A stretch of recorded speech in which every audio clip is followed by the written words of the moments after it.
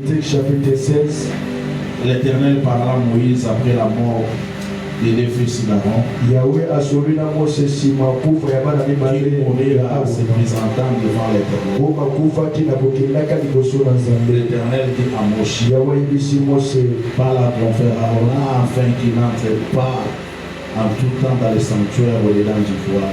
yoyebisa ndeko na Arona na tina kotaka na ntango nyonso te na ema ya bokutaneli Devant le liboso na territoire qui se lâche, liboso ya mofindeko eza likolo ya sanduku des pères qui n'aimaient car j'apparaîtrai dans la nuit sur le territoire. na ntina ete ya kufa po ete ngai nakobimaka na lipata likolo ya Voici de quelle manière Aaron entrera dans le sanctuaire. tala na lolenge kani Arona akokotaka na ema.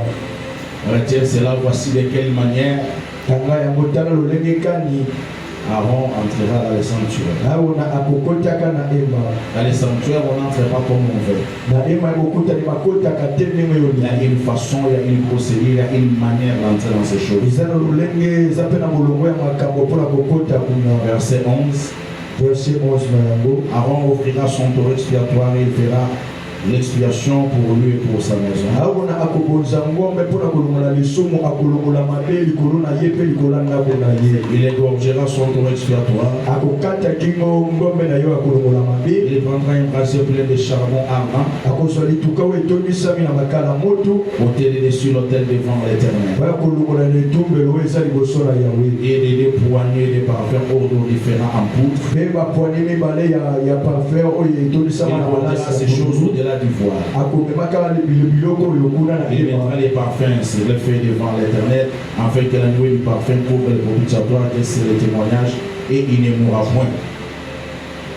Tu peux t'asseoir, okovanda que le Seigneur te bénisse. mpona pambola yo. Je continue avec ma petite akomi lecture. na itani na ngai 15. Il égorgera les boucs expiatoires pour les peuples, akokata motu ntaba mpona kolongola mabe ya libota. et il emportera les sangs au-delà du voile. akomema makila libanda kuna elamba. Il fera avec ses sangs comme il a fait avec les sangs du taureau. akosala na makila ndenge asalaki na makila ya ngombe. Il en fera l'aspersion sur le propitiatoire devant le propitiatoire. akosopa makila likolo ya mofinuku. C'est ainsi qu'il fera l'expiation pour le sanctuaire à cause des impuretés des enfants d'Israël et de toutes les transgressions par lesquelles ils ont péché. Il fera de même pour la tente d'assignation. C'est-à-dire même la tente d'assignation devait être purifiée par cette ta ema ekokutani esengeli mpe tolama na likambo oyo. qui est avec eux au milieu de leurs impuretés. Pourquoi l'Éternel dit qu'il doit aussi purifier la tente d'assignation? monani yawe alobi esengeli mpa mpe tolama ema ekokutani. Parce que la tente d'assignation est au milieu d'un peuple, et ce peuple est impie. ete yango eza na kati ya libota liboto eza mbindo. Alors la tente aussi est souillée. na boye ema mpe etondisami na mbindo. Voilà. Nous continuons avec notre lecture. mpona kokoma na litangi na Nous biso. devons lire pour la meilleure compréhension. ekotanga mpona kososoli malamu. En sortant, il ira vers l'autel qui est devant l'Éternel. na kobimaka kokendaka litumbelo eza liboso na Il Yawe. fera l'expiation pour l'autel. Il prendra du sang du taureau et du bouc et il la mettra sur les cornes de l'autel tout autour. Il fera avec son doigt 7 fois l'aspersion du sang sur l'autel. 7 fois l'aspersion du sang sur l'autel, c'est pour que l'autel soit purifié à la perfection. bana sango kotia makila likolo etumbelo eza mpo ete yango epetolama na Il kokokisa. les purifiera et les sanctuaires, et il les sanctifiera à cause des impuretés des enfants d'Israël. Lorsqu'il aura achevé de faire l'expiation pour les sanctuaires, pour la tente d'assignation et pour l'autel, il fera approcher les boucs vivants. Aaron posera ses deux mains sur la tête du bouc vivant et il confessera sur lui toutes les iniquités des enfants d'Israël et toutes les transgressions par lesquelles ils ont péché. Il les mettra sur la tête du bouc, puis les chassera dans les déserts à l'aide d'un homme qui aura cette charge, et le bouc emportera sur lui toutes leurs iniquités dans une terre désolée, et il sera chassé dans les déserts. Aaron entrera dans la tente d'assignation, il quittera les vêtements de lin qu'il avait mis en entrant dans le sanctuaire. Il les déposera là, il lavera son corps avec de l'eau dans un lieu saint et reprendra ses vêtements. Puis il sortira, offrira son holocauste, l'holocauste du peuple. Il fera l'expiation pour lui et pour le peuple, et il priera sur l'autel la grâce de la victime expiatoire. J'ai lu les deux derniers versets. tani balitani balasuka. Il fera l'expiation pour les sanctuaires de sainteté. Il fera l'expiation pour la tente d'assignation pour l'autel. Il fera l'expiation pour les sacrificateurs et pour tous les peuples de l'assemblée.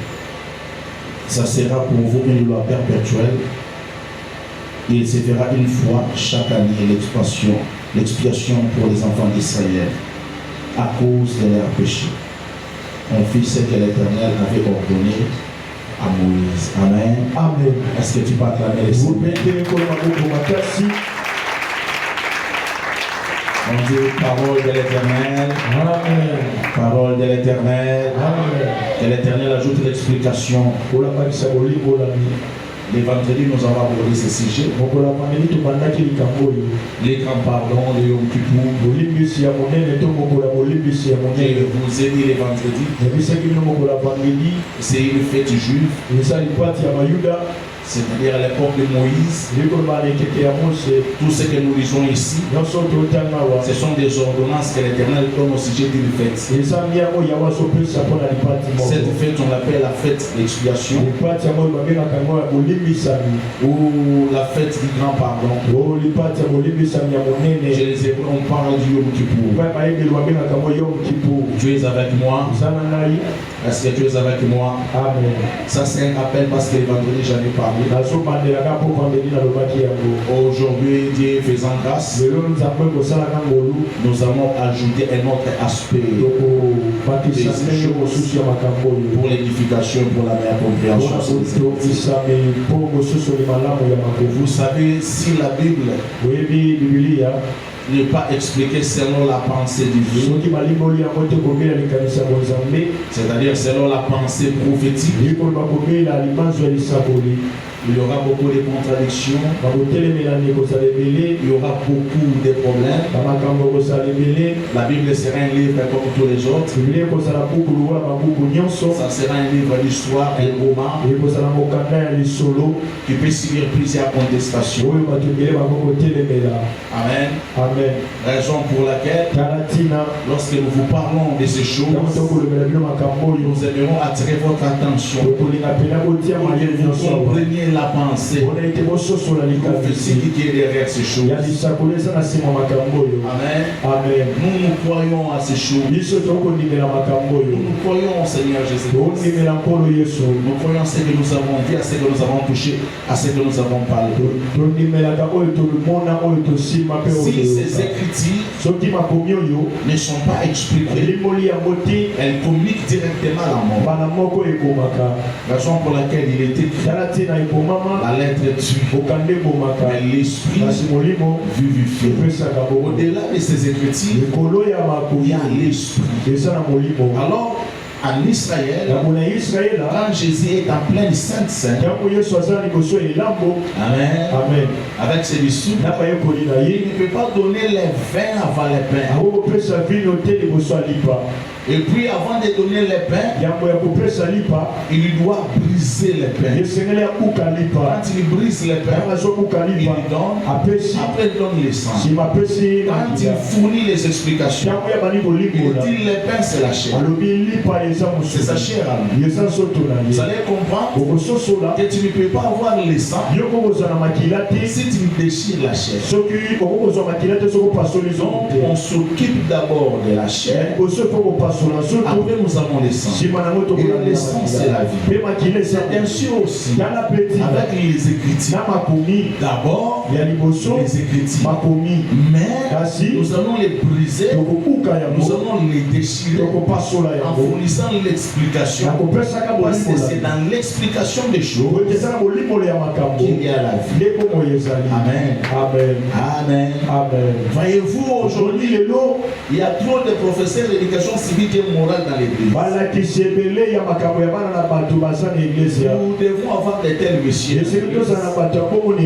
C'est aussi bien. Mais faites très attention. La Bible ne peut pas se résumer à l'éducation civique et morale. Il y a d'autres choses dans la Bible. Si nous vous les disons, vous serez scandalisés. Par exemple, Judas qui prend sa belle-sœur. Où est la morale dans cette histoire? Amen. Amen. Amen. Est-ce que ça va? Amen. Par exemple, le prophète David qui prend la femme d'Iri-Betsheba. Betsheba donne naissance à Salomon. Mais l'Éternel fait de Salomon le roi. Or, Betsheba était la femme libre. Ce que David a fait, c'est un péché. Apparemment, un péché. Mais pourquoi l'Éternel choisit un roi au milieu de ce péché? Tu vois que la Bible ne relève pas de l'éducation civique et morale. Ce sont des choses prophétiques. La Bible relate la pensée divine. La Bible, c'est l'explication de Dieu. Or, l'Éternel a sa façon de parler. L'Éternel ne parle pas comme les autres. Ça va? Est-ce que je peux continuer? Est-ce que je peux continuer? Alors l'Éternel il parle avec Moïse. Donc je vous ai dit les vendredis. Il dit à Moïse, Moïse, je vais te dire quelque chose. Là, il venait déjà de tuer. Tu vois, les dieux de la Bible. Il avait déjà tué les deux enfants d'Aaron. Alors il interpelle Moïse. Et Aaron n'entre pas de n'importe quelle manière dans mon sanctuaire. Et père qu'il n'aimait. Alors l'Éternel instaure une fête. Nous appelons la fête du Yom Kippour pour l'expiation des péchés des transgressions. Il dit à Moshe, Moïse, quand Aaron entrera, pendant la lecture, je vous ai dit ceci. Quelque part, l'Éternel dit, voici de quelle manière Aaron entrera. Amen. Il y a une façon qu'on entre dans les sacerdoces, dans l'œuvre de Dieu, même dans l'église du Seigneur. J'ouvre une petite parenthèse. Surtout à vous, mes sœurs. Tu ne peux pas entrer dans l'église comme si tu entrais dans une boîte de nuit. Non.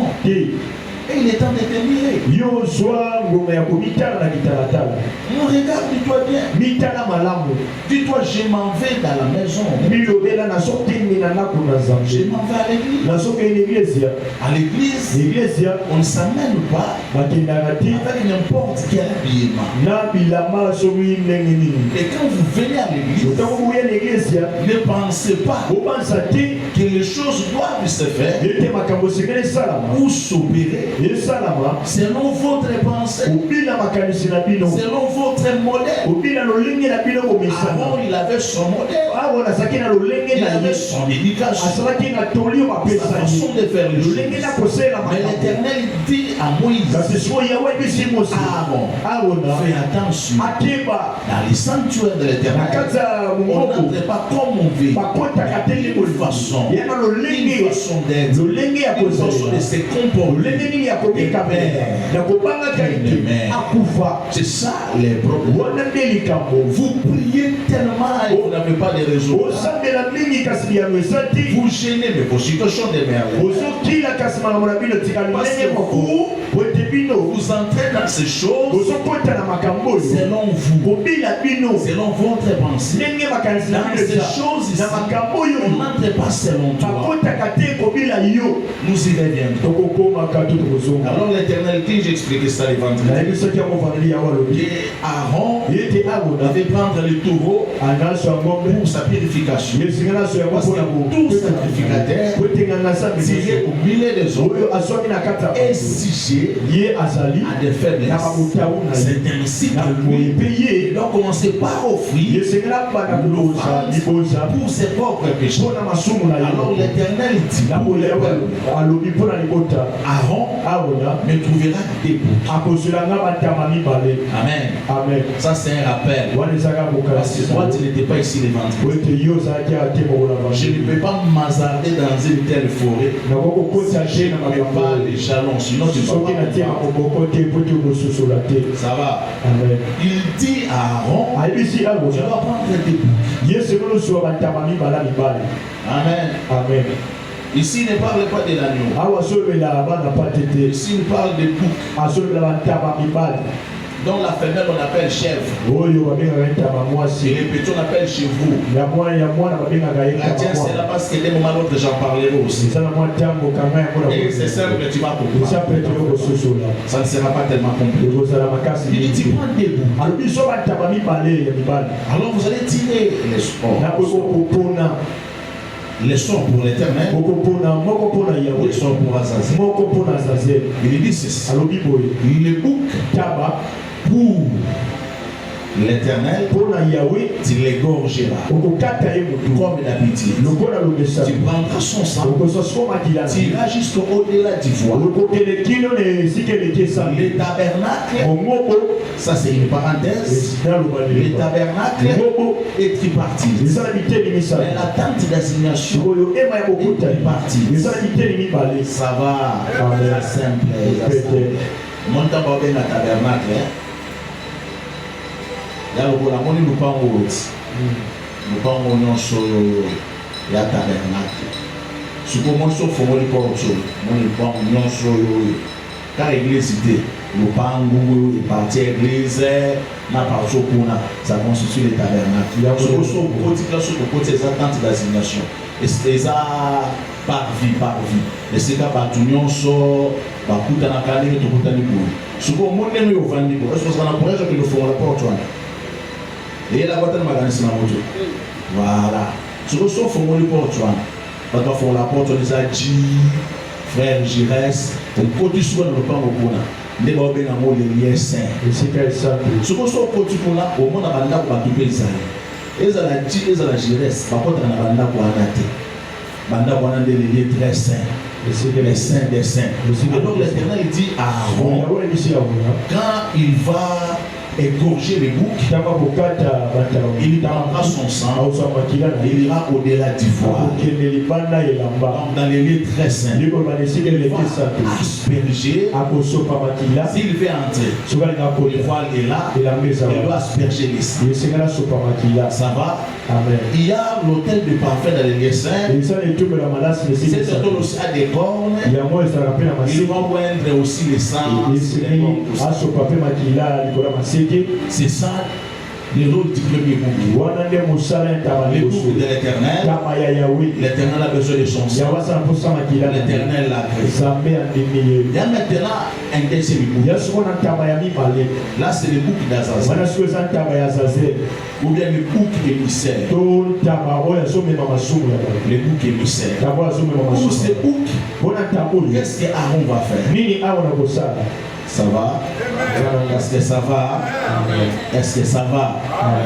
Tu vois, toutes ces choses, je les ai expliquées les vendredis. Ça, c'est un rappel pour te mettre au parfum afin que nous évoluions aussi. Pour ce qui est du bouc d'Azazel, qu'est-ce que Aaron va faire? L'Éternel lui dit. Tu vois toutes ces choses ici, ils sont dans la Bible. Ce ne sont pas des imaginations. La Bible a une telle concordance Et des choses qui sont ici. Imama kambo esawa. C'est difficile que l'homme imagine ça. Yana pasi po mutata likamisi yango. Et c'est une scène horrible. Si tu arrives comme ça, tu auras peur. Okopanga. Tu vas trouver les sangs partout. Okomona esika nyonso. Alors pour les coups que le Seigneur il fait, l'Éternel dit, tu vas imposer pas la main, mais les deux mains. L'Éternel précise. Les bouquets là, on va faire ceci. On va prendre ces thèmes. C'est comme ça. Amen. C'est comme ça qu'on fait. Si la tête. Alors lorsqu'il pose cette dame, qu'est-ce qu'il va faire? Aaron va commencer à prononcer les malédictions. Et il va commencer à confesser. Il va commencer à dire. Parce que les malédictions sont déjà établies par l'Éternel. C'est Deutéronome 28. Si tu n'obéis pas, tu vois toutes ces malédictions. Maintenant, les prophètes Aaron, Dieu souverain sacrificateur, de ce temps-là, il prend ses mains, il met comme ça sur le bout. Il commence à dire au bout, parce que tu as désobéi à la voix de l'Éternel. Ce sera la queue, mais non la tête. J'ai été maudit du milieu de peuple. Les maladies incurables frappera ta tente. Les insectes malignes te frapperont. Tu seras pauvre. Tu dessécheras. Je te maudis. Tu n'auras pas la longévité. Je te maudis. Tu seras errant. Ainsi, il va tout confesser. Alors la haine et la colère de Dieu, saisis-moi bien. Les deux sont debout. Maintenant, c'est ce pour que la haine et la colère de Dieu tombent sur nous. L'Éternel n'accepte pas ce bouc dans son sanctuaire. Il dit à Moïse, comme ce bouc apportait les iniquités, les transgressions, les malédictions d'Israël. Il faut que ces boucs soient chassés loin de la face de l'Éternel. Alors quelqu'un est chargé d'accomplir cette tâche. Il va mener ce bouc jusque dans les déserts. Tellement que ce bouc est devenu impie, est devenu sale. Et le monsieur qui était chargé d'amener ce bouc dans les déserts, il doit rester hors du camp, se laver, se purifier, et après il entrera dans le camp. Amen. Alors les boucs aussi étaient étonnés. Comme je vous ai dit les vendredis, on vient dans la bergerie, on cherche les boucs, on prend les deux boucs. Le bouc, lui, il écoute comment on les motive. Le bouc se pose des questions. Qu'est-ce que j'ai fait pour subir tout ça? Amen. C'était un grand deuil chez les boucs. Chez les boucs, c'était un deuil. C'était insupportable. Mais dans la maison d'Israël, c'était une grande fête. Il se réjouissait. Il sonnait la trompette. Il dansait. Il disait Yom Kippour, le pardon est accordé. Et cela était pour une durée d'une année. Donc s'il le fait au mois de janvier, il doit attendre jusqu'à janvier prochain. La durée est d'une année. Les vendredis, je vous ai dit, je ne vais pas insister sur les calendriers juifs. C'est très complexe. Mais un jour nous en parlerons. Maman Sombelanda, maman la pino 40 000. délivrance, là, ce n'est pas mauvais Seigneur. Mais ces choses cachent la vie. Alors c'est où qu'ici, dans la maison des bouts, c'était un grand deuil. C'est-à-dire, en Israël, ce jour-là, on avait deux maisons. La maison des deuils et la maison des festins. Israël se réjouissait, mais les boucs étaient à terre. Amen. Amen. Amen. Est-ce qu'on peut avancer? Est-ce que ça va? Est-ce que ça va? Amen. Tu vois que c'est des boucs ici. L'Éternel lui-même, il aime un bouc et il haït un autre bouc. Mais tous les sont des boucs. C'est la même race. Tous ces deux boucs, personne n'a insulté l'autre. Mais lui-même, il aime un bouc. Et il haït l'autre bouc. Vous allez comprendre. Mais les vendredis nous sommes posés la question de savoir qu'est-ce que veut dire ces choses. C'est-à-dire quoi? Et l'enfant qui venait de naître en Israël, ce jour-là, qu'il confesse, qu'il ne confesse pas, il était pardonné. Parce que le pardon était rendu disponible durant une année. C'est-à-dire l'année prochaine, le pardon expirait. Amen. Amen. Amen. C'est-à-dire le pardon avait un commencement et une fin. Et la durée était d'une année. Lorsque l'année prochaine, Aaron venait avec la même cérémonie, avec les époux. Il prend le bouc de l'Éternel, il égorge, il prend le sang, il ouvre le sanctuaire, il regarde les rideaux, il entre, il répand le parfum.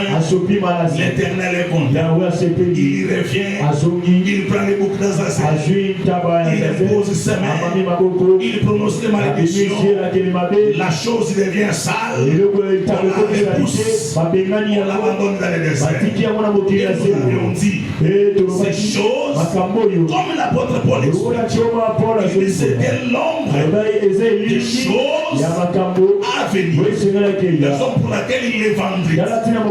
Nous avions cherché, selon les Écritures, comprendre dans la Bible pas du bouc. La Bible dit quoi?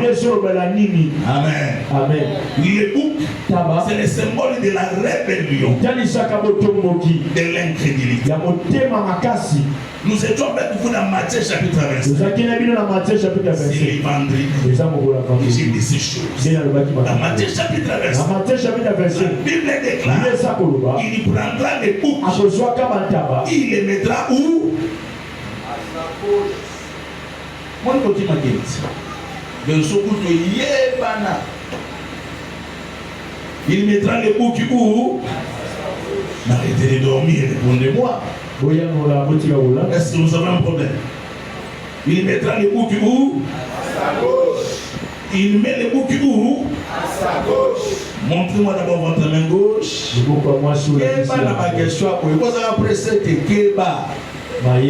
La main gauche. Je peux voir la main gauche. Est-ce que tu es sûr que c'est la main gauche?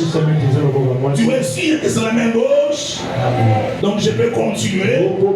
Les brebis les placent où? À sa main. À sa main. Les brebis c'est à droite. Les boucs c'est à gauche. Amen. Amen. Mais les vendredis nous sommes posés la question de savoir où était la main gauche de Dieu et où était la main droite de Dieu. N'est-ce pas ça? Amen. Amen. Ça ce sont des rappels. Mais nous avons un homme sur la terre ici. Étant sur la terre, il disait je m'en vais à la droite de Amen. Il disait, je m'en vais à la droite. C'est-à-dire qu'il était à gauche. Il devait partir à là. Et l'évangile nous avait expliqué. Nous avons dit la droite c'était quoi? La droite c'est quoi? Et la terre c'est quoi? Ah, la gauche c'est la terre. La droite c'est le ciel. Voilà. Est-ce que ça va? Amen. Est-ce que ça va? Amen. Est-ce que ça va? Amen. Toutes ces choses ont été expliquées l'évangile. Donc la droite c'est le ciel. La gauche c'est la terre. Nous disons que les boucs sont ceux qui sont terrestres. Amen. Amen. Les boucs sont ceux qui sont charnels. Est-ce que jusqu'à là ça va? Amen. Est-ce que ça va? Amen. Tout est malimbe, tout est malam. Et je vous ai dit les vendredis. Quand on veut bénir les premiers-nés en Israël, on les bénit avec quelle main? La main. La raison pour laquelle Joseph discute avec Jacob. Quand Jacob bénit Manassé et Ephraïm, Jacob fait ça. Il prend la main droite, il met sur Ephraïm. La main gauche, sur Manassé. La main gauche, on ne les met pas sur l'aîné. C'est une contradiction. Pourquoi? Parce que l'aîné est le symbole de la force.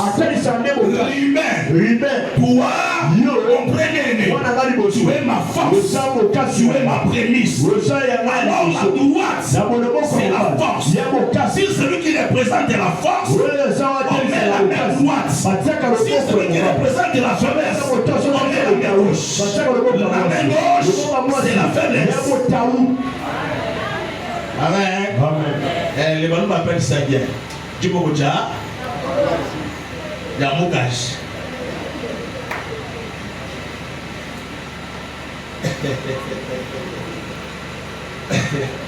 Qu'est-ce que c'est? Droite de Zalani.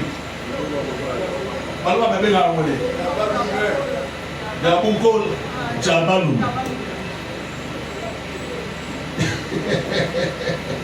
C'est-à-dire, ceux qui sont à gauche sont des terrestres, sont nés de la chair. Maintenant, c'est des boucs ici. Il y a un bouc que l'Éternel accepte dans son sanctuaire. Il y a un bouc que l'Éternel repousse, que l'Éternel rejette. Tous ces deux boucs représentent Jésus. Je les ai dit le vendredi. Ça représente Jésus. C'est des dimensions profondes. La première dimension de Jésus, Jésus est l'offrande agréable. Amen. L'offrande agréable pour accomplir l'expiation, pour ôter les péchés. La Bible déclare: tu n'as agréé ni sacrifice, ni holocauste pour les péchés. Tu m'as formé un corps. Oh, voici Père. Je viens pour faire ta volonté. Dans le rouleau de l'Église, il est question de moi. Il n'est pas question de Branham. Il n'est pas question de Mahomet. Il n'est pas question de Bouddha. Dans le rouleau de l'Église, il est question de Jésus-Christ de Nazareth. Amen. C'est-à-dire tout ce qui s'est fait dans la Bible, il est question de Jésus. L'offrande agréable. Quand l'Éternel le regarde, l'Éternel est dans la joie. Dieu, il est plus contre toi. Il a baisse la colère contre Dieu. Il est le bon parfait. Dieu a d'éternel amour. Il a donné son fils. C'est le fils de Dieu. Le fils d'Élohim. Le fils du bien-aimé. Voici mon fils. En qui j'ai mis tout est mon affection. Et là, il y a une autre dimension où l'Éternel est Jésus. Raison pour laquelle à Golgotha, il crie, il dit, mon père, pourquoi m'a-t-il abandonné? Il est haï, il abandonne, il les rejette. C'est cette dimension. De 1 Corinthiens, chapitre 5, verset 21. Jésus devient péché. Est-ce que ça va? Amen. Est-ce que ça va? Amen. Est-ce que ça va? Amen. Oui, il a pété, il a fait ça, Nakanda Moko. Sur le monde, il va l'expliquer, monter le souka. Monter le souki. Je sens la haine.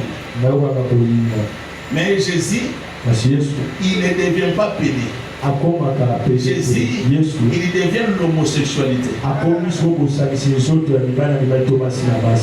Jésus, il ne devient pas impudicité. Mais Jésus devient l'impudicité. C'est 2 Corinthiens. 2 Corinthiens chapitre 5.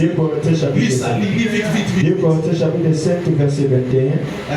Celui qui n'a point connu le péché, il a fait devenir péché pour nous. Il a fait devenir péché pour nous. Alors, église, autrefois, il a fait devenir quoi?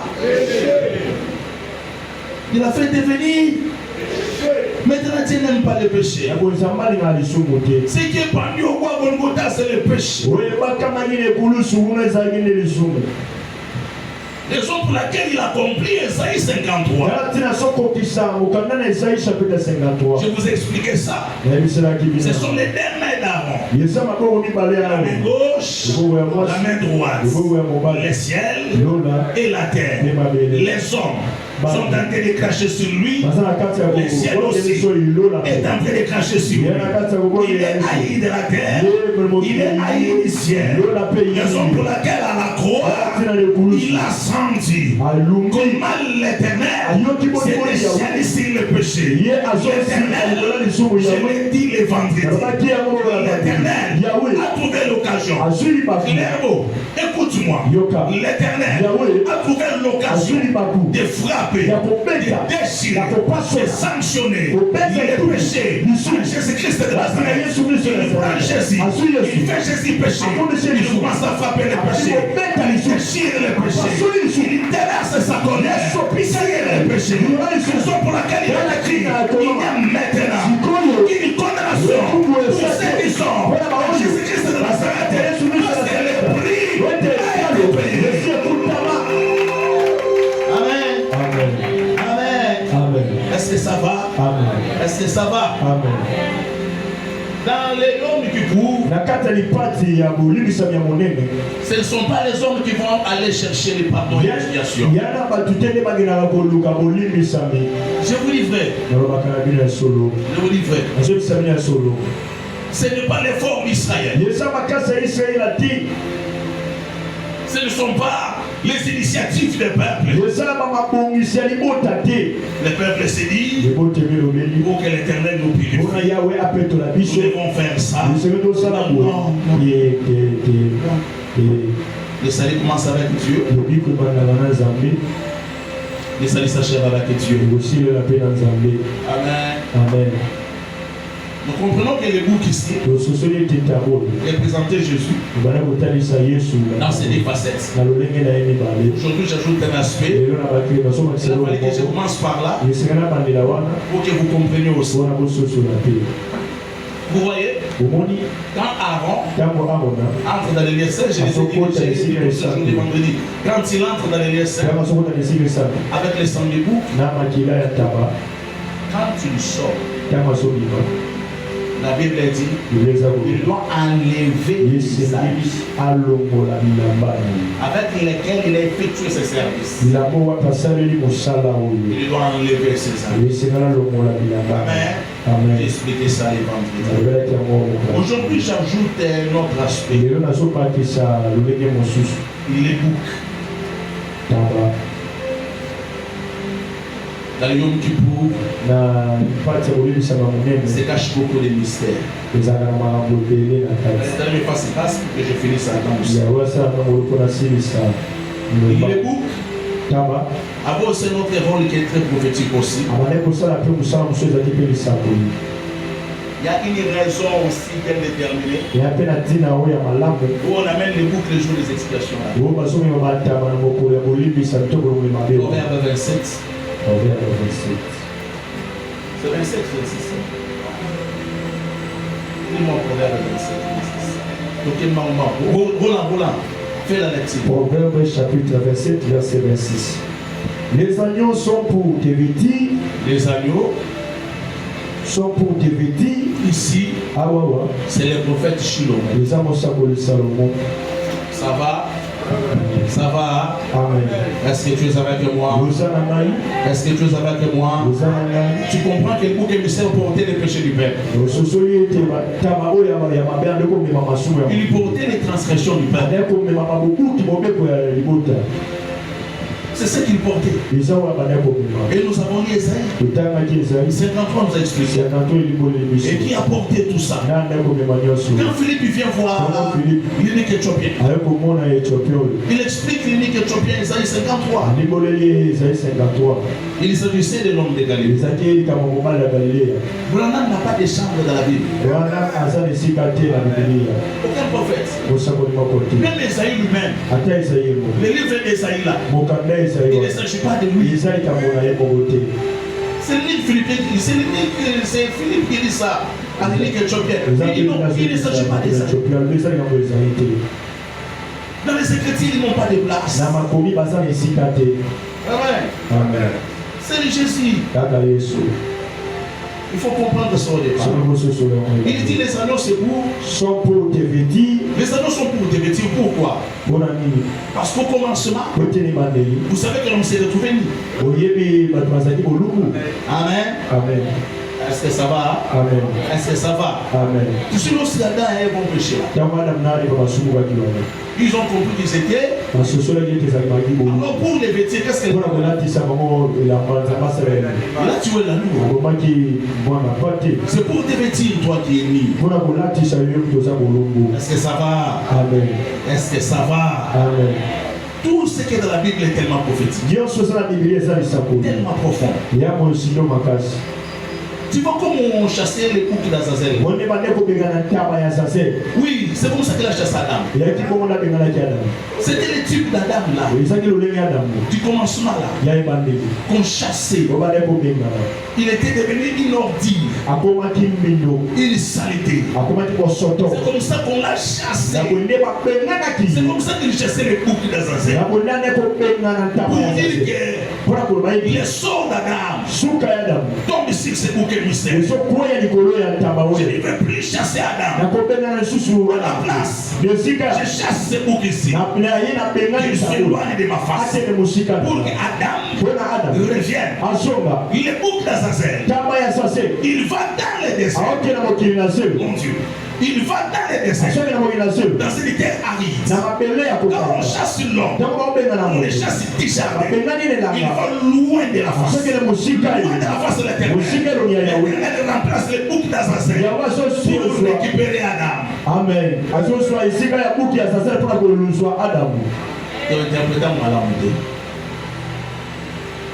Balomoli Adam, Babengani Adam, Amusika.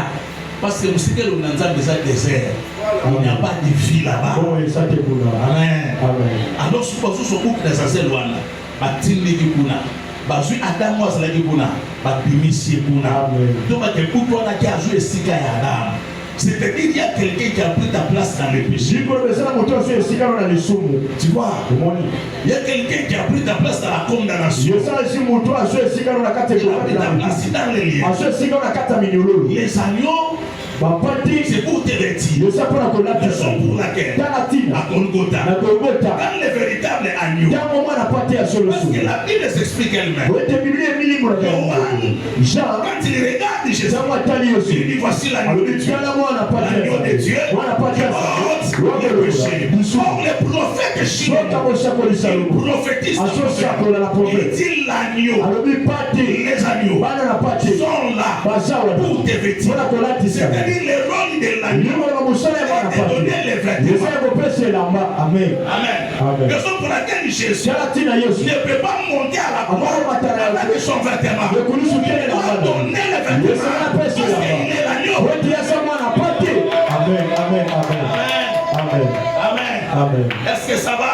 Amen. Quand tu es mis, tu es victime de cette intempérie. Tu n'es pas protégé. Quand tu es mis, tu vis dans la honte, dans l'humiliation. Mais c'est fini. Parce que Jésus a donné son vêtement. Il a donné sa dignité. Toi, tu ne vis pas plus dans la honte. Tu ne vis pas plus dans la dignité. Tu es couvert de gloire. Tu couvres de dignité. C'est toi. C'est pas aujourd'hui. J'ai dit la dignité. Dans l'opprobre, l'humiliation a pris fin. Parce que Jésus a donné son vêtement.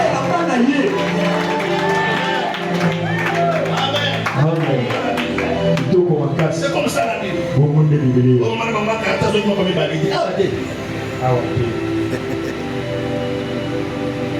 Oh, vous savez, il faut se dire bonjour chaque matin. Soit dans la relation, on ne sait jamais, c'est bien. Avec la Bible sur les choses. Amen. Et il continue, il dit quoi? Les agneaux sont pour te vêtir et les boucs pour payer les champs. Il y a les ânes, Verset. il y a les boucs, il y a aussi les chèvres. Les laits de chèvre. Le lait de chèvre suffit à ta nourriture, Voilà. Tu vois? à celle de ta maison et à l'entretien de tes servantes. Voilà. Amen. Amen. Amen. Amen. Ça va? Ça va? Ok, madame, moi. Au lieu de se faire un ngombe, un tabac, ça va me donner un peu d'amsous. Tout le monde m'a levé pour pas. Reprends la lecture. Proverbe chapitre 27, verset 26 à 27.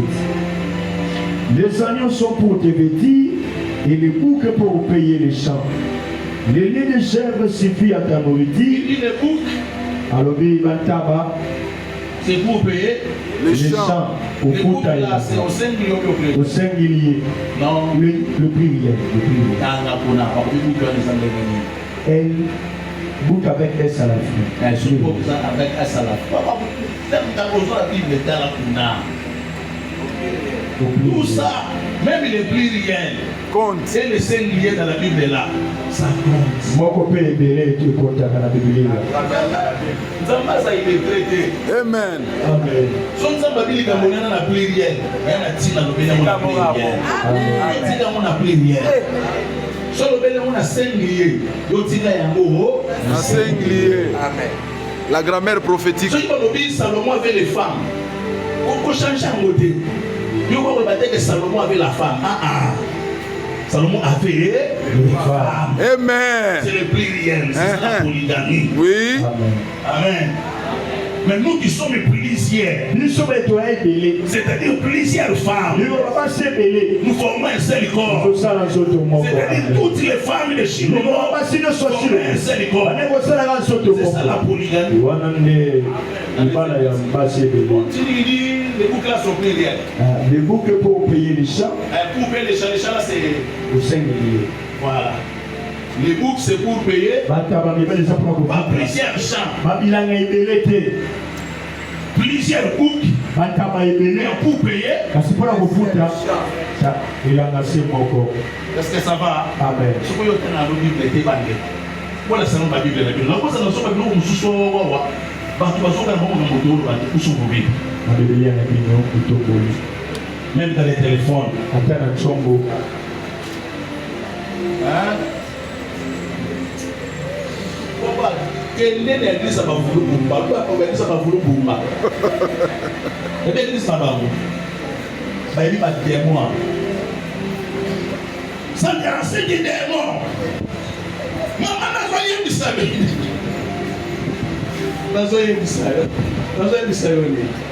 Si tu ne veux pas voir ta Bible, quelqu'un dans l'église va vouloir le excepté là, et pas pasteur dans le monde.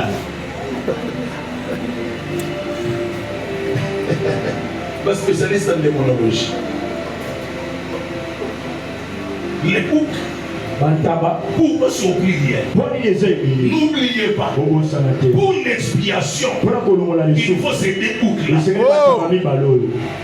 Amen. Amen. Et ce sont ces deux boucs avec lesquels on achète les champs. Un bouc que l'Éternel accepte. Un bouc que l'Éternel doit rejeter. Amen. Il doit acheter les champs. Les champs est au prix, il n'est pas au prix. Parce qu'au commencement, l'homme avait perdu les champs. Amen. Amen. Amen. Amen. Donc, on dit des amis. On continue avec la Bible. Oui. Que l'Éternel me fasse grâce pour que tu comprennes ce que j'ai à te dire ici. Alors qu'un prophète se lève dans la Bible, il ne trouve pas d'autre endroit pour enterrer sa femme et ses enfants.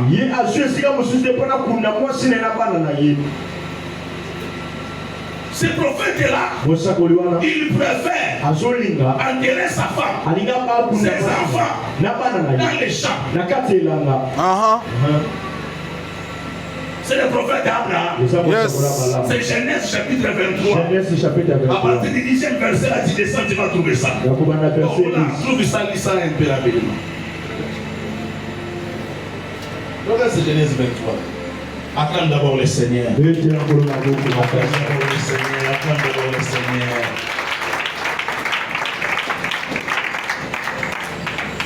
On va éteindre le peu, on va bien éteindre, on doit bien éteindre.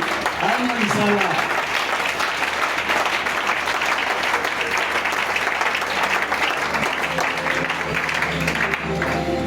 Genèse chapitre 23, verset 10. Ephron était assis parmi les fils de Heth. Ephron était assis parmi les fils de Heth. Et Ephron, les Hétiens, répondit à Abraham en présence des fils de Heth et de tous ceux qui entraient par la porte.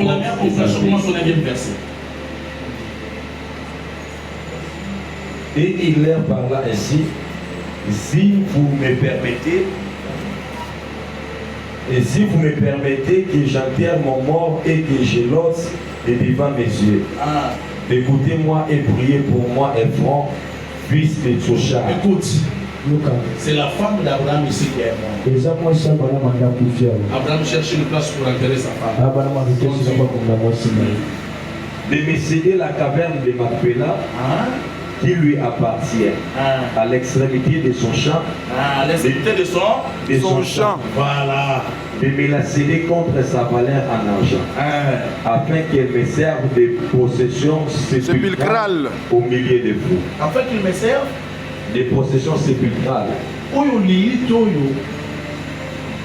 Parce que nous prenons un carte Elanga. Amen.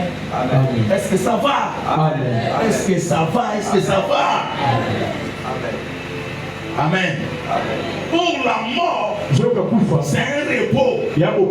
C'est-à-dire les champs de Macpéla. Il y avait un lien de repos.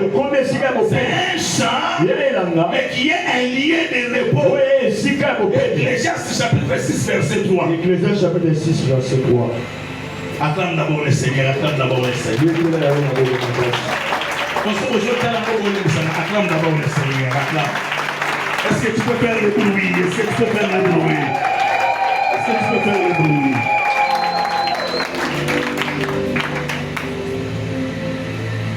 Ecclésiaste. Chapitre 6, verset 3. Quand un homme aurait 100 fils, combien de fils? 100 fils.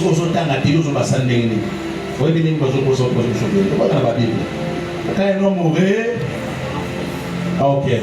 Quand un homme mourrait, autrefois qu'un homme mourrait, combien de fils? Continue. vivrait un grand nombre d'années Comme il m'est touché là, et que le jour de ces années se multiplierait. mais le jour de ces années fait quoi encore? Moutouana aoumeli na aoumeli. Avant qu'aoumela, Bacholobi et c'est multiplié les sous. Continue. Si son âme ne s'est point rassasiée de bonheur, Si son âme ne s'est pas rassasiée de bonheur, Amen. Amen. Son zamba pambolo ya yakala salaki legite. Est-ce que tu es avec moi? Amen. Est-ce que tu es avec moi? Umunaye anambongo bakwanga boyo likabaya mungwa pilipila ndongi asaka Ounyokola. Si l'Éternel te fait du bien, si l'Éternel te bénit, mange les gros foufous, mange les gongombert, mange le poulet, bois la soupe, bois de l'eau et remercie ton Dieu. Si l'Éternel te bénit, sois élégant. La takitoko, yo va te sokombo kanga journée.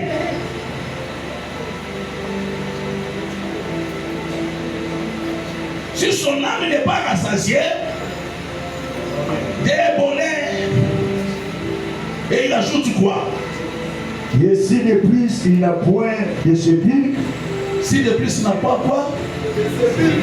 Des sépultures. Oui, c'est la même chose, même sépulture, c'est les lieux en terre. Et il est quoi? Ici en plus il n'a pas de sépulcre. Il est quoi? j'ai dit qu'un abandon est plus heureux que lui. Est-ce que tu es avec moi? Amen. Est-ce que tu es avec moi? Amen.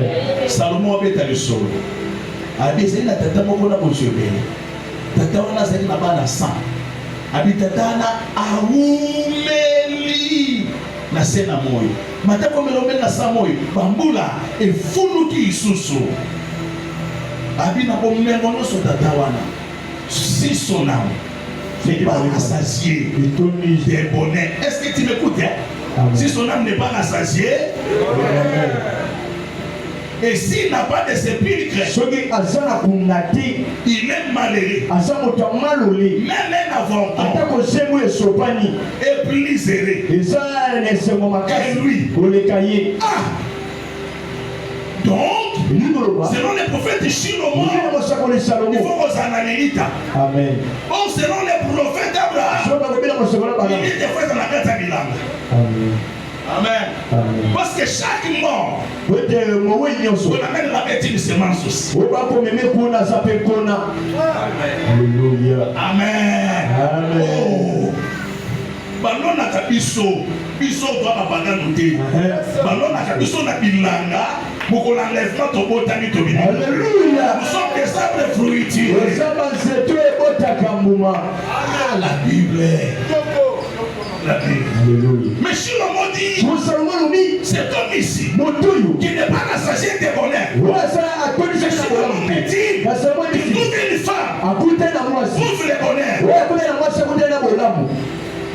Donc cet homme, pour qu'il soit rassasié des bonheurs, il doit trouver une femme. Mais qui cet homme avait 100 enfants.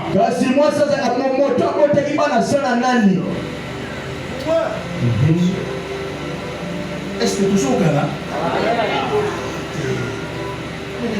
Là. Est-ce que ça va? N'est-ce pas qu'il est allé que trouve une femme trouve, hein? Pour que l'âme de l'homme c'est rassasié des bonheurs. L'homme doit trouver la femme. Mais si l'homme dit que cet homme ici a eu 100 enfants, mais son âme n'est pas rassasiée des bonheurs. En plus, il n'a pas de sépulcre pour se reposer. Oh, le sépulcre, c'est le lieu du repos. Pour avoir le bonheur, il faut la femme. Vous savez, cet homme ici qui risquait d'être malheureux. Amen. Amen. Avant Isaac, Abraham a eu un enfant avec Agar. Amen. Avant le fils de la promesse, il y a eu toujours d'autres enfants, mais qui ne sont pas enfants de la promesse. Pour que nous ayons des enfants de la promesse, il faut une femme. Et cette femme-là, il faut la trouver. Parce que c'est elle aussi qui est les gens. Amen, amen, amen. Et tout le temps, maintenant, lui, il dit, il faut avoir une stabilité. Alors, le prophète Abraham se lève et dit, il faut avoir les stabilités. Mais pour avoir les stabilités, selon Shlomo, il faut que les boucs, il faut les boucs. Je vous ai dit les boucs ici, n'était pas autre chose. C'était Jésus-Christ de Nazareth, dans ces deux dimensions, comme offrande agréable, et comme la parole qui t'a faite chair pour devenir un péché. Matthieu, chapitre 27. Commence à partir du 5e verset. Matthieu chapitre 27, verset 5. Judas jeta les pièces d'argent dans les temples. Judas, il vend Jésus. Je vous ai dit que Jésus c'est lui le bouquin. Judas la vente. On donne à Judas l'argent. Cet argent, c'est la valeur de Jésus. Il va remettre auprès des pharisiens. Il leur dit non. Et le père de la boucle, non, je ne verrai pas. J'ai mal fait, moi. D'abord, tu as bien fait. Mal fait comme à toi. Il jette l'argent. Quand il jette l'argent, les prêtres ramassent, qu'est-ce qu'ils font? Judas jeta les pièces d'argent dans les temples, se retira et alla se pendre.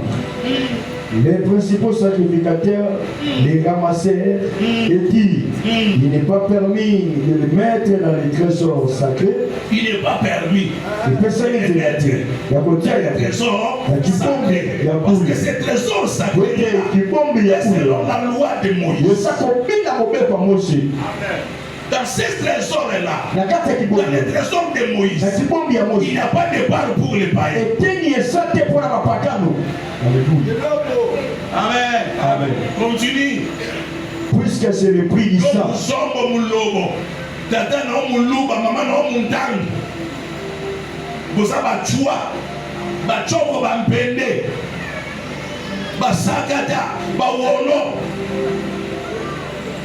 Vous n'avez pas part à ces choses. Ça ne vous concerne pas. Il est le Dieu d'Abraham, d'Isaac et de Jacob. Il n'est pas votre Dieu. Raison pour laquelle Abraham, il prend une place dans les champs pour sa famille. Amen. Oui. Puisque c'est le prix du sang. C'est le prix du sang. Et après en avoir délibéré, ils achetaient avec cet argent les champs du potier. Voilà. Pour la sépulture des étrangers. Voilà. Le prophète Abraham a acheté un champ Macpéla avec le sang du bouc émissaire.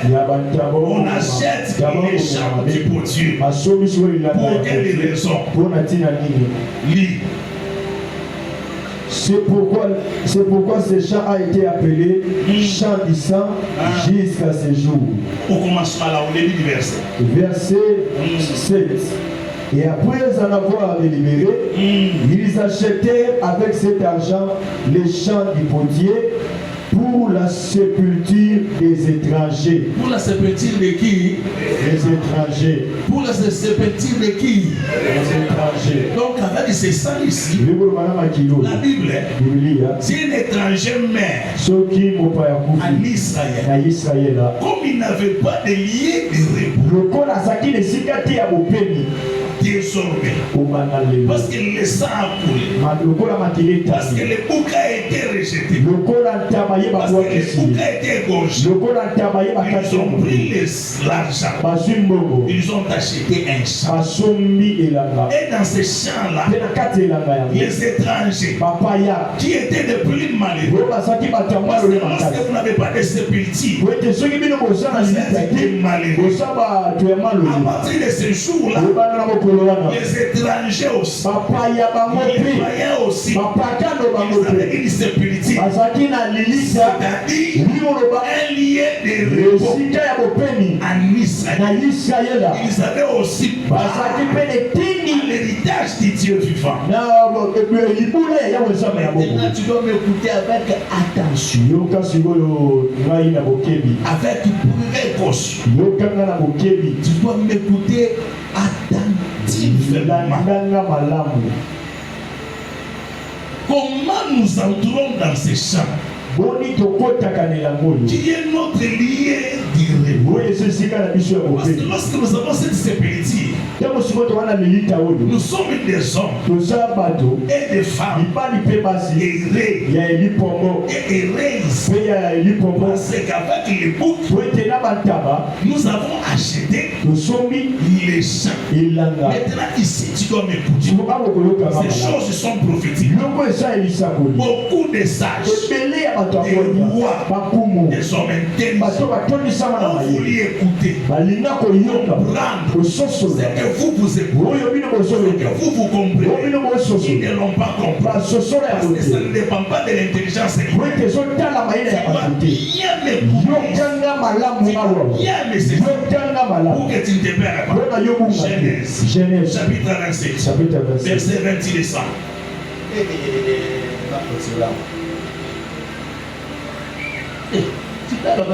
Genèse chapitre 27, verset. Commence à partir du 20e. Genèse chapitre 27, verset 20. Isaac dit à son fils, et quoi? Tu en as déjà trouvé mon fils? Là, Isaac s'étonne. Ah, Jacob, Isaac a kamoué. Et cet homme, il dit, oh, j'ai demandé à Esaou ici. Abina Seigneur Esaou. Les jubilés. Il est parti dans la forêt. Subitement, après quelques minutes, il me revient. Il a déjà pris la chose. Ah. Bon. Il continue, il dit quoi? Et Jacob répondit, c'est que l'Éternel est ton Dieu l'a fait venir devant moi. Jacob est là. Yakobo. Il a menti ou il a dit la vérité? Amen. Amen. Jacob est là. Est-ce qu'il a menti ou il a dit la vérité? Hein?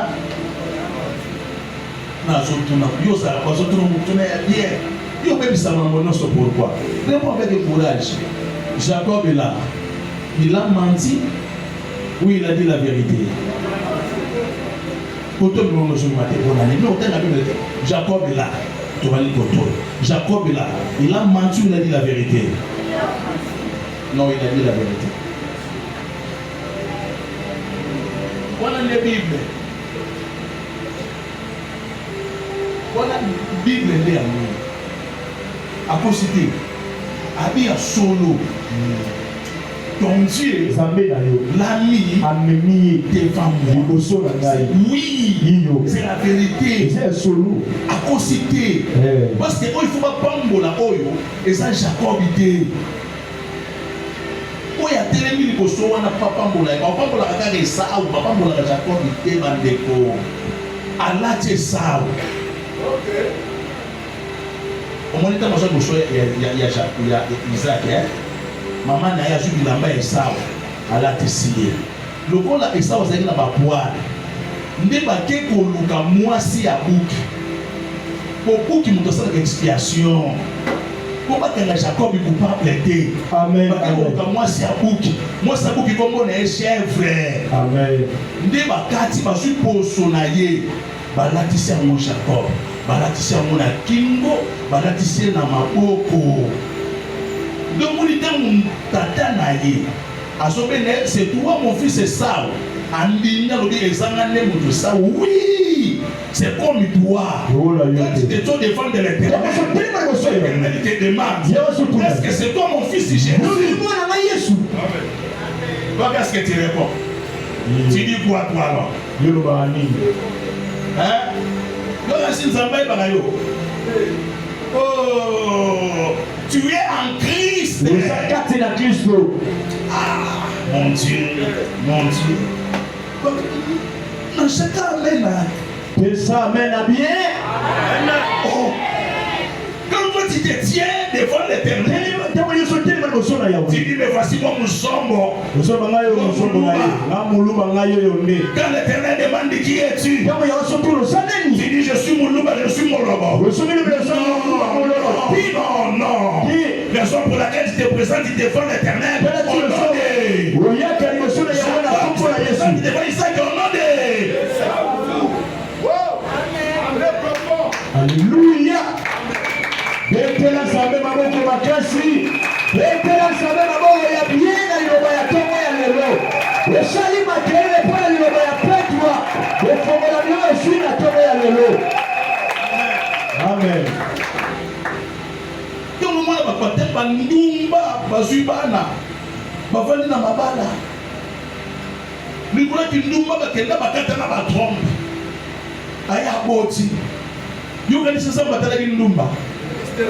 So Zambatali Ndumba Oboma. Zambatali Ndumba te. Dans Zamba Otalo Oko. Parce que mon commissaire aveugle. Assis dans le poil. Pas pour la chèvre. Ah bien, c'est la femelle. La faiblesse. Ah, c'est la grâce. La femme du bouc. A été tuée. Il ouvre ses mains. Ce sont tes œuvres. Il ne regarde plus tes œuvres. Il regarde ce que l'agneau a compris à Golgotha. Il n'est pas empirique. Il n'est pas volé. Il n'est pas meurtrier. Il est justifié. Ça va. Il est venu ouvrier. Il est venu ouvrier. Soukali. Boutam. Amen. Amen. Amen. Est-ce que ça va? Amen.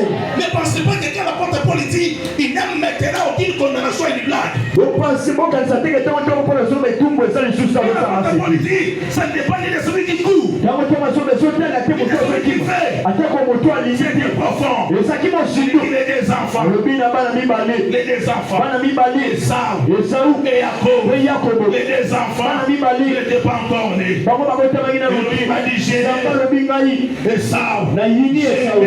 Na yini. Jacob. Quand le père Isaac. Abani ko pambola. Le père Isaac. Tata Isaac. Il n'a jamais béni Jacob. Ya tigala ko pambola Jacob te. Toutes ces bénédictions là. Pamboli nyoso wana. Au fond de lui. Kati ya motema na il sait. Ayebi. Il bénit ça. A pambola Esau. Amen. Amen. Amen.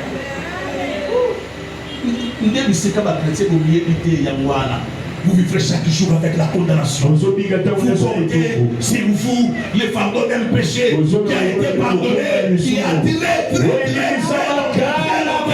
Quand il veut bénir, il doit faire une chose. Il sent l'odeur. Maintenant c'est verset, il est verset là. Amen. Jacob s'approcha. Est-ce que ça va?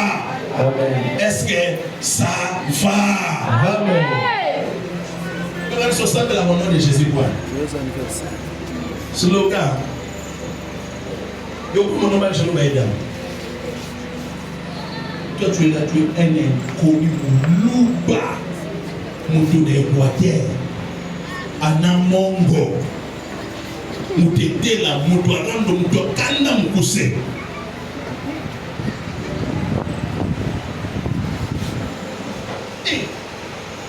Non, c'est pas câble, c'est ça. Jacob s'approcha et le baisa.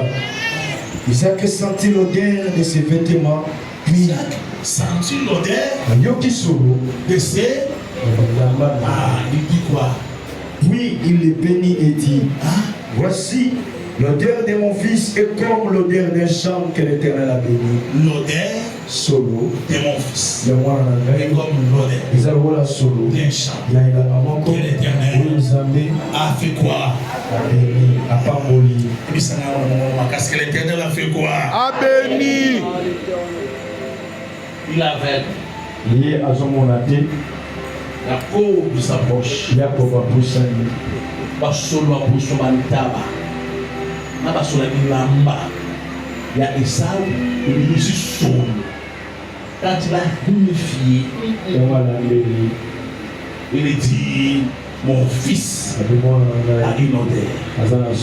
Mais l'odeur que je sens ici, c'est l'odeur d'un champ qui est béni par l'Éternel.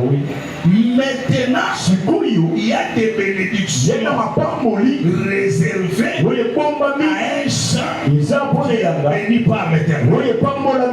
C'est quoi ces champs qui est béni par l'Éternel? La raison pour laquelle je t'avais dit, fais attention. Écoute-moi maintenant. On achète un champ. On dit ces champs ici deviennent les lieux de repos pour les étrangers. Quand la Bible dit comme ça, qu'est-ce que la Bible veut expliquer? Corinthiens chapitre 3 verset 9. Amen. 1 Corinthiens chapitre 3. Acclame d'abord le Seigneur, acclame le Seigneur. Acclame d'abord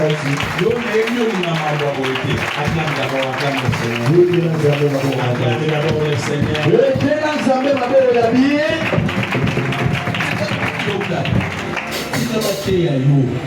Profitez, battez le bananzana. Tant que na TV, bah voyez qu'ils sont montés à sauter, on sont dans la relation. Osa mwasi eba na nenga bo musasuki wana passer azote ma passer azote abi faut éviter des rancunes hein okene moyoka doko wana profiter oyoka ndobana nzambo ka bible awa ndenge osawa tango bimana yo koke ko ka biloko na biloko yoka kana n'est-ce pas? Amen. 1 Corinthiens chapitre 3 verset 9. Car nous sommes des ouvriers avec Dieu. Vous êtes les champs de Dieu. Vous êtes les champs de Dieu. Vous êtes les champs de Dieu. Il continue de dire l'édifice de Dieu. L'édifice de Dieu. Vous êtes les champs de Dieu. Vous êtes les champs abattus sous l'édifice. Tu vois? Comment vous savez le problème ça? Vous êtes les champs. Vous êtes les champs. Quand il bénit Esaü, il dit mon fils a l'odeur D'un champ béni. que Dieu a béni. Mais vous êtes les champs. Répétez simplement, vous êtes les champs. Vous êtes les champs. C'est-à-dire les champs bénis par Dieu, c'est moi et toi. C'est moi les champs qui est béni par l'édifice. C'est-à-dire l'œuvre que tu as conçue a édifié. Écoute-moi. Vous êtes les champs de Dieu. Vous qui? Vous l'église.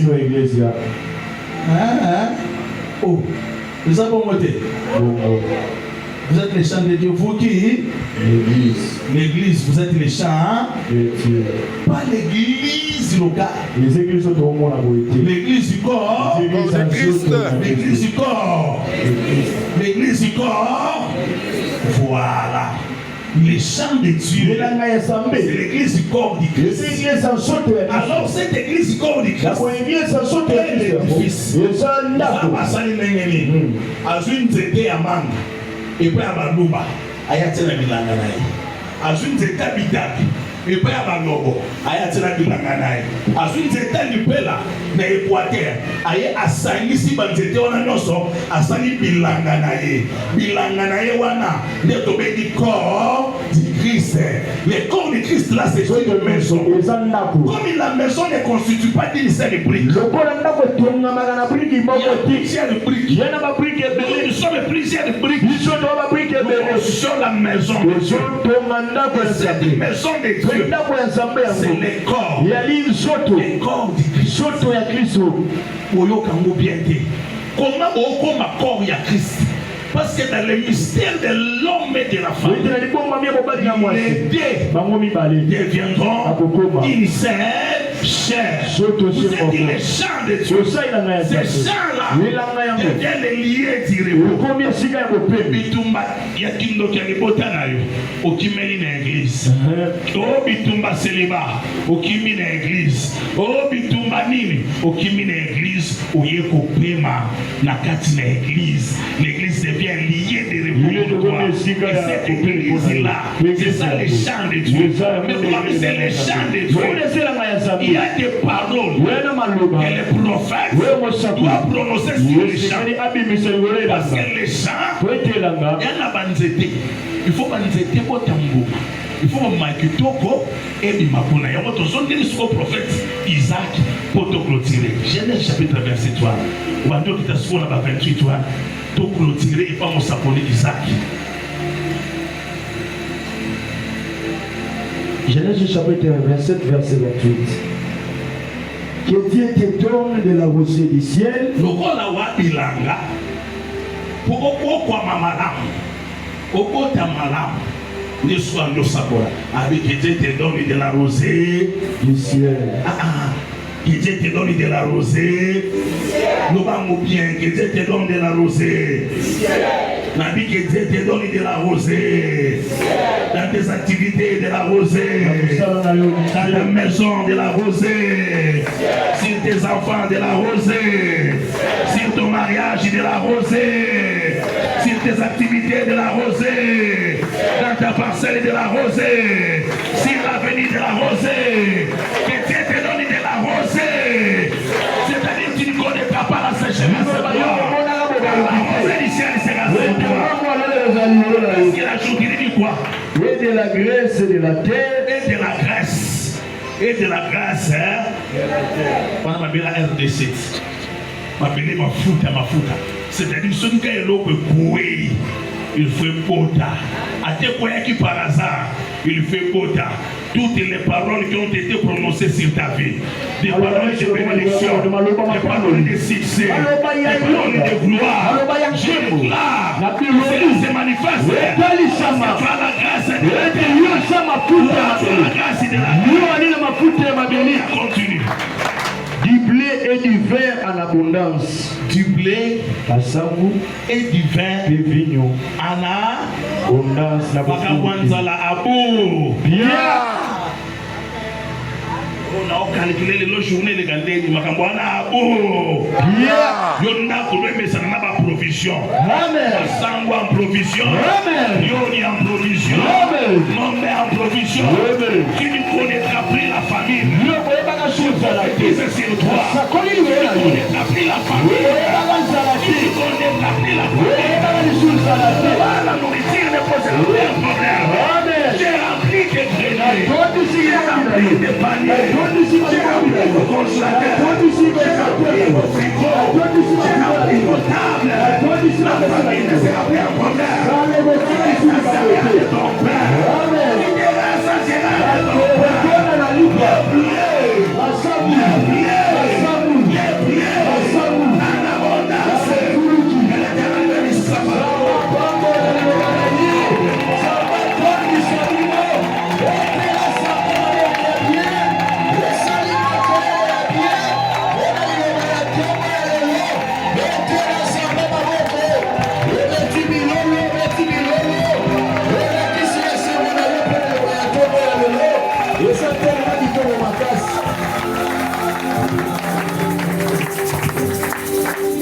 Amen. Yo maboko sobe tapona. Poyo zaga mulala. Nabo supuka na bando beta maboko. Tamu soso yo kite maboto robaki. Torobi boy. Toi tu auras la rosée d'ici. Yo ça maman ya na voisin na yo ça obeta maboko. Neti na voisine na so obeta maboko. Pour ba biche que elle a la rosée d'ici. Ata na maman ya lola. Biche le blé. Bine masa. Et le vin. En abondance. C'est-à-dire nous sommes les champs. Nous devenons les champs par la mort. La mort du Christ. Nous formons son corps. Attention, La Bible dit dans les champs, la sépulture n'est pas au début du champ. C'est aller À l'extrémité. À l'extrémité. C'est-à-dire de manière prophétique. L'idée du repos appartenait au peuple de l'extrémité de la terre. Très profond. Amen. Amen. Comment tu vas le dire? Il nous dit que si petit voilà, ton voilà, ils ont une extrémité. Il y a mon abosaka mosapoli Abraham a une extrémité pour normalement. Et si kawana, ils ont un peuple à l'humanité. Ils ont un peuple lointain. Un peuple à l'extrémité de la terre. Sangomala moyo yoyo. Et comme la bango. Juste aux extrémités de la terre. Les peuples de l'extrémité de la terre. C'est moi et toi. C'est l'église du Seigneur. Même Abraham prophétisait sur l'autre.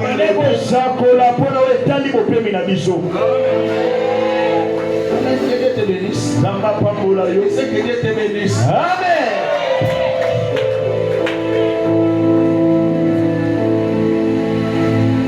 Si vous connaissez la grâce de Dieu sur vous, Dieu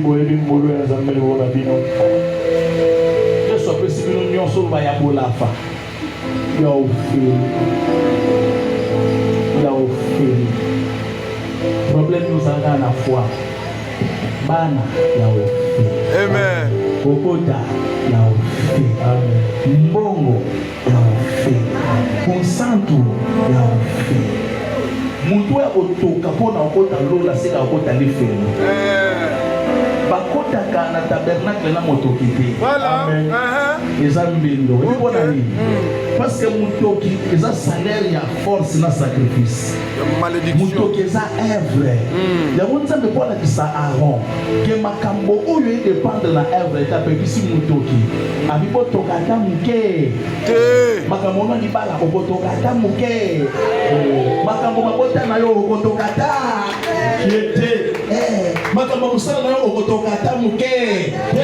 Mambo na nga okotalola na okotokata muke. Nyonso yao.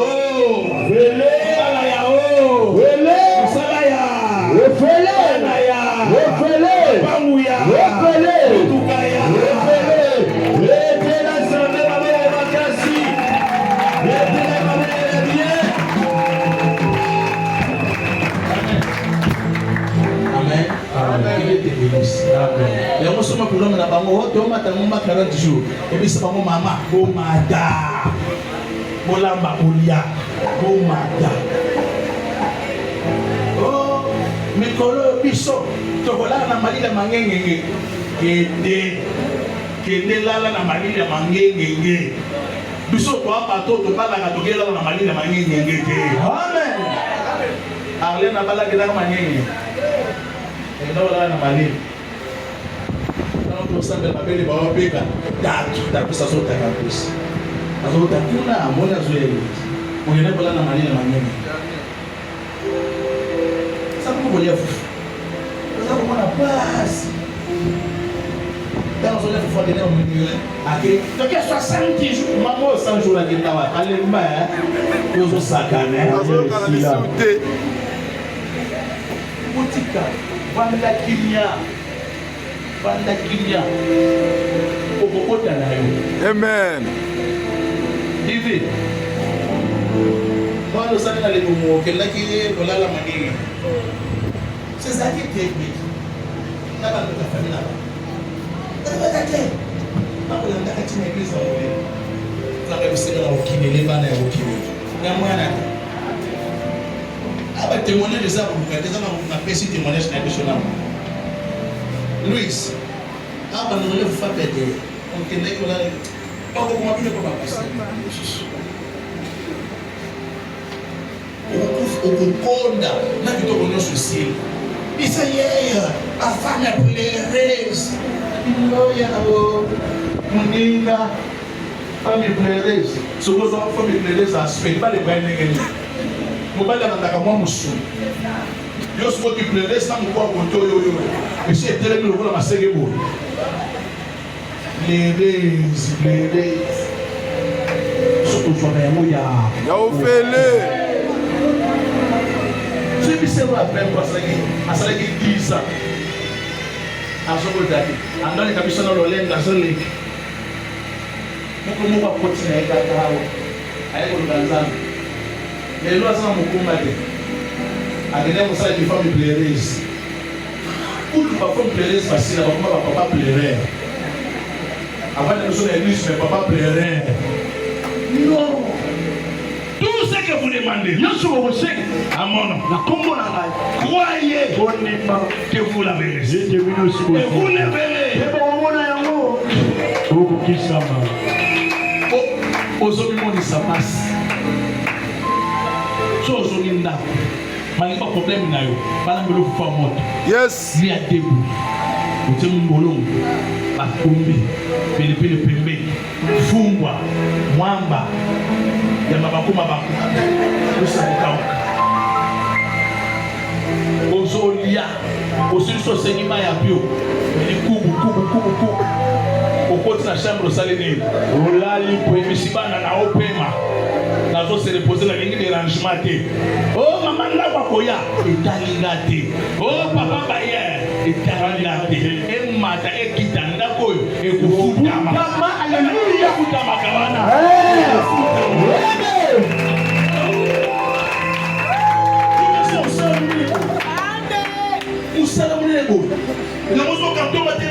Si nous n'avons pas privé Jésus, si nous n'avons pas refusé son fils, il nous donnera toutes les choses. Tika bango bakonda. Oh, yasa na problème azokonda. Vous allez que bakonda. Yo tout le monde connaît pour quelqu'un qui n'a pas likele bana na liaka te. Na likele ba bakonda. Oh, ye wana zakonda te.